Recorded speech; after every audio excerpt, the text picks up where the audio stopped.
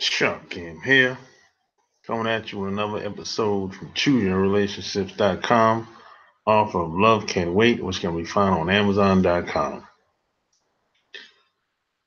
So in this video, I'm going to talk about one of those taboo subjects, which is one of my favorite subjects, and it's money. How to talk about the money.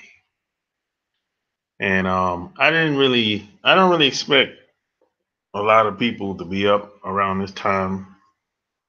I'm on the East Coast, and maybe if you're on the West Coast listening to me, so you might have a couple people, and I don't expect many people to be on this time of night. It's almost midnight where I live, but a lot of people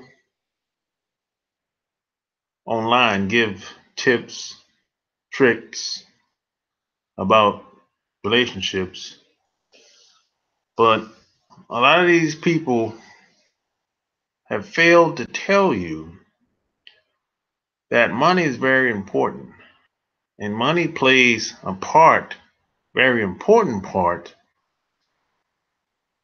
into your relationships, even in your life as a whole. And this is what a lot of your favorite celebrities and gurus forgot to tell you. They don't tell you how money plays a major factor in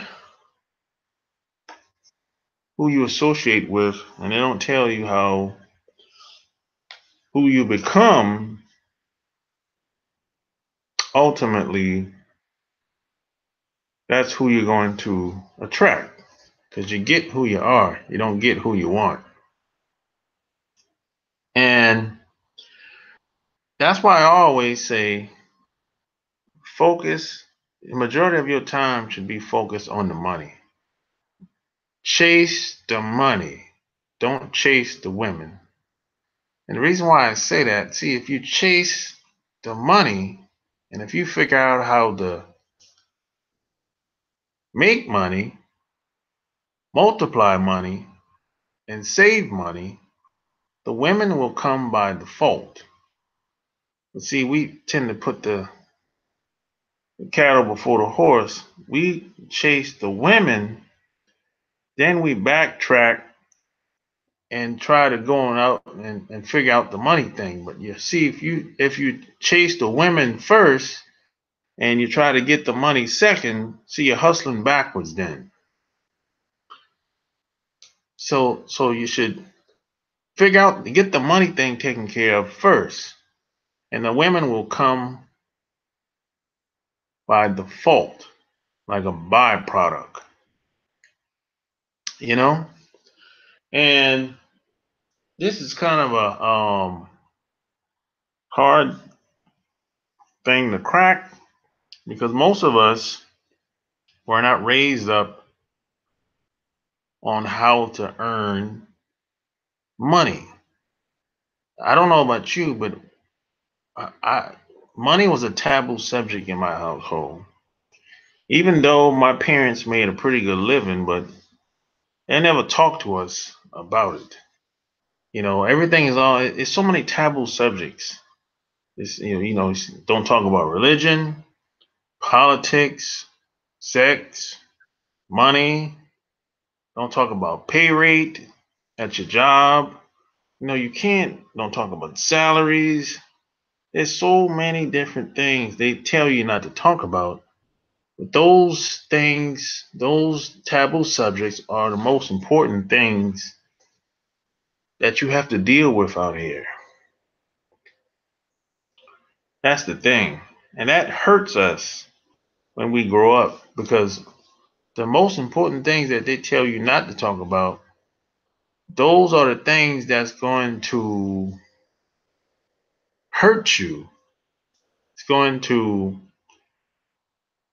have your life, it's going to make your life very difficult in certain areas or certain environments. So, that's, I grew up like most people. You know, certain things just didn't get talked about. And if it did get talked about, if I did ask a question about whatever I wanted to know, things got quiet in the household.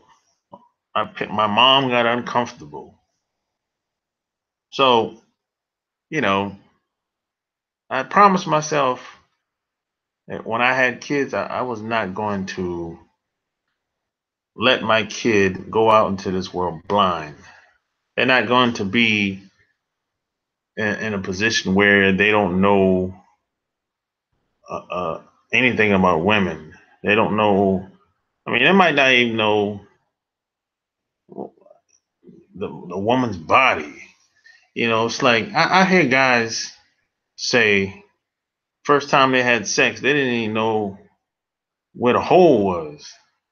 On a woman's body, they didn't know where to stick the penis at. Stuff like that. It sounds funny now, but I know guys that have said this to me.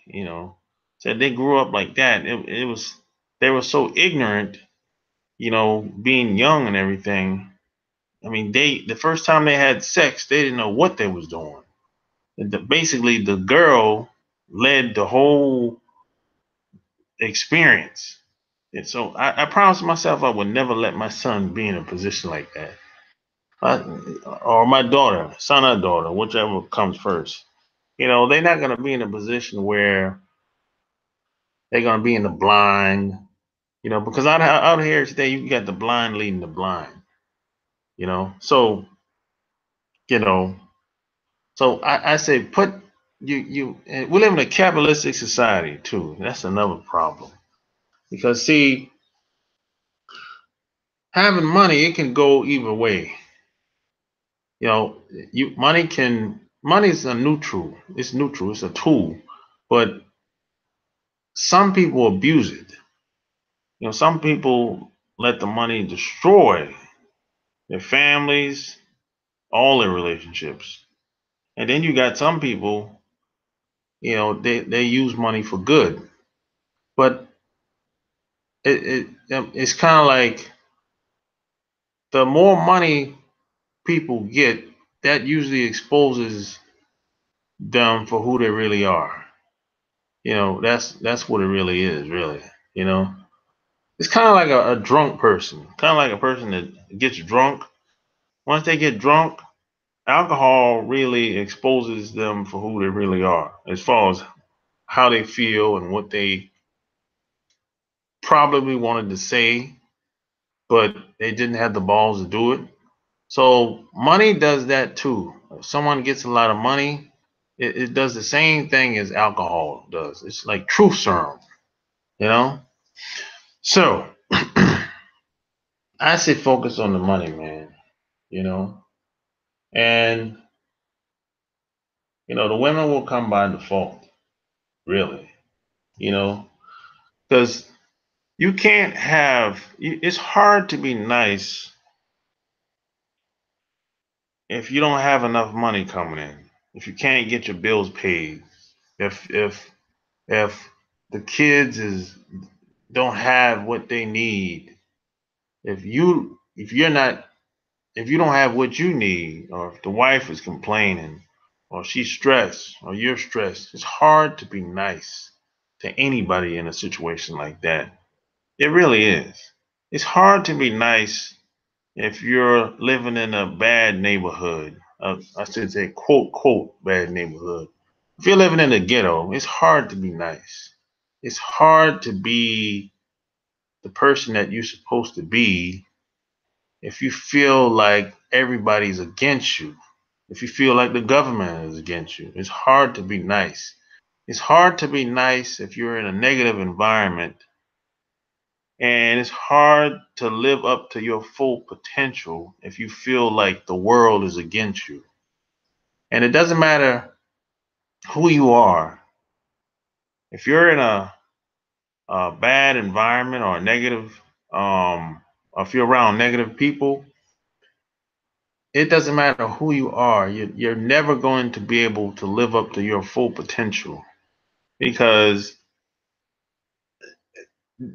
if that negative energy and that just the elements in a bad environment is going to dominate you. It's going to like spill on you like water. You're going to become those people that you hang around over time. So it doesn't matter how strong willed you are, it doesn't matter how tough you are, it doesn't matter who you are.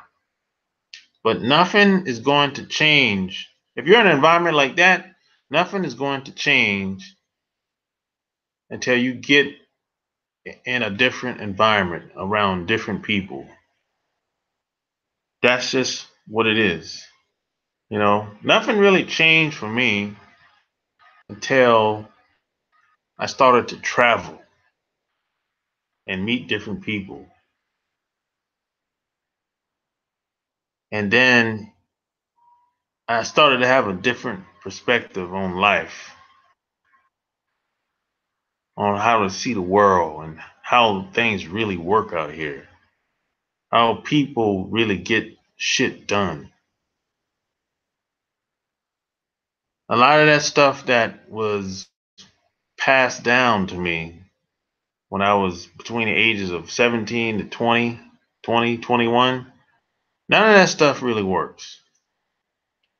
The stuff that I learned in high school and classes in college, most of that stuff was useless. Most of that stuff is not going to be an asset to you out in the real world when you're meeting and socializing with people. You know, the one of the biggest things that really makes a difference is in your emotional intelligence when you're around people, how you socialize, how you engage with them, how you carry yourself, how you present yourself, how you connect with people. That takes a lot of intelligence. How you build bonds with people. Do you have chemistry with people? That stuff that takes some intelligence to do that, to be aware of it, to actually leave your house and go out and meet people anywhere. Could be at a bar, could be at an event, conference, could be at a store, Walmart, could be at the airport, could be on vacation at a resort. Most people don't even talk to strangers, people that they don't know. So, most people aren't friendly. Most people are lazy. Most people like staying in the box. Most people don't like doing anything different. So to think outside the box, that's a great accomplishment within itself. Most people talk to the same types of people all their lives. They don't they'll, like most guys I know, they'll leave one woman, go to the next woman. The next woman is pretty much the same as the last woman. And on and on and on. Every woman they meet, it's like it's just about the same. They have a pattern. The woman might look different, but she has some of the same characteristics, the same ways, the same habits as the last girl. People live their whole life like this. They want the next new thing, but the next new thing is just a different face, but it's the same game, really. Because, like I said, you get who you get who you are, you don't get what you want. So nothing's gonna really change for you until you change. And your relationship is going to change by default because people are going to change how they look at you, how they see you, their perception of you. And a lot of people don't understand this because a lot of people are looking for a shortcut. There's no shortcut. You just got to put in the work, put in the time. And it doesn't happen overnight. And that's what my second book was all about, Love Can't Wait, which can be found on Amazon.com. My second book was all about mindset. It was much bigger than just women. It was about living a certain lifestyle. That's what my second book was all about. Really. So I'm gonna read something to you. This is like my duel's creed. I call it my hustler's creed. I'm gonna read some of this. And this is really a prosperity creed. It's all about getting money, making money. I'm gonna read some of this. It says, I choose to be different because I am an individual. I am proud of that. I am good. Next, I don't play like others in the crowd do. I don't play like others in the crowd. I don't go where the crowd goes. I am different. I will be understood by the 2% of America and misunderstood at times by the remaining 98%. That's okay because I am part of the fellowship of the 2%, the people who create the positive force that shapes this great country. This I will teach with my children. No more maybes, no more games. Finally, the foundation has been poured. I have made my decision and I am now dedicated to everyone, not just to my family. I am a vessel now. I now realize that because as a fisher of men, I am at their service, their model, their friend. Women already do this naturally. I now understand one of the mystique character traits. Yeah. And the last thing is I am a genius. I am diamond and will not ever let up. I am now out of my old comfort zone. I will not back away, slow down, or ever complain about my mission and decision. I live my life between amen and achievement, for which I am proud. I love myself now enough to vote myself in.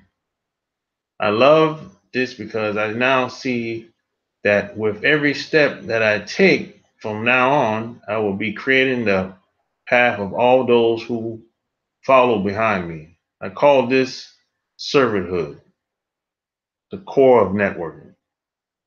Yeah, it's pretty cool, and it's like the hustler's creed, you know? And it's really about three groups of people, really. It's like three groups of people that you're going to meet in this life. The 70 percenters, which is the majority of the masses, and the 27 percenters are the hard-working, down-to-earth people that really do whatever it takes. They just need a little bit guidance, and you can leave, and you don't have to come back.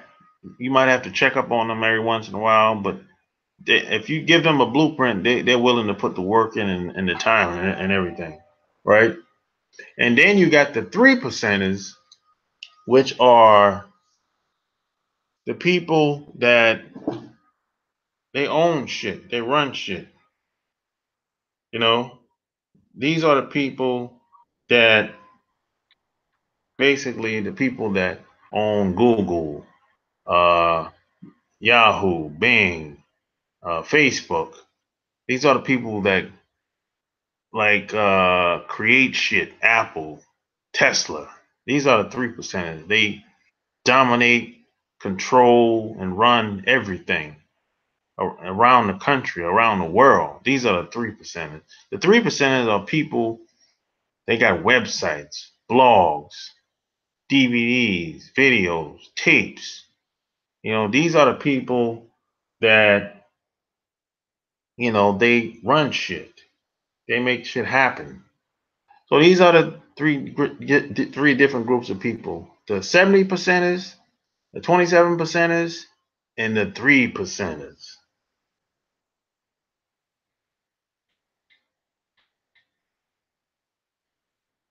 And these are the people that you're going to meet, or you probably have met at some point, because there's a lot of 70%ers. These are the masses. These are the people that are fans, fanboys, people that are cheerleaders at the football and basketball game, people that like to be entertained, but they don't like to get in the game. They just like to go to the game. So, yeah, you want to be in the 27% crowd, and eventually you want to move up to the 3% crowd. And that's where the real money happens at, because the 27%ers are making money off the 70%ers, and the 3%ers are making money off of everybody. So you don't want to be a 70%er, because if you're a 70%er, women aren't going to be around you very long. They're gonna leave. They're gonna come in and they're gonna leave. But if you're a 27%er, the women more than likely will stick around you much longer. But if you're a 3%er, women ain't. They're gonna have a hard time um, replacing you with anybody, because most people aren't like. It's not a lot of 3%ers out here. So hey, that's just what it is. That's not my opinion. That's what I've seen, and that's what I experienced in my lifetime. So this is why I always say focus on the money. And a lot of people don't understand where I'm coming from and don't get it. And this is why I started my other channel, the Day Job Bailout Plan. Go over there and subscribe if you haven't. It's the Day Job Bailout Plan. Go over there and subscribe and click on that bell. That way you will not miss any of my uploaded videos on my channel. And, that's about all I have to say tonight in this video. I know it's kind of late. You could be anywhere else in the world, but you chose to hang out with me, you know. So, you know, if you like what you heard, share this video, subscribe to my channels, the Day Job Bailout Plan, and you can also subscribe to this channel as well, too. And share this video and give me a thumbs up. And until next time, I'm out. Peace.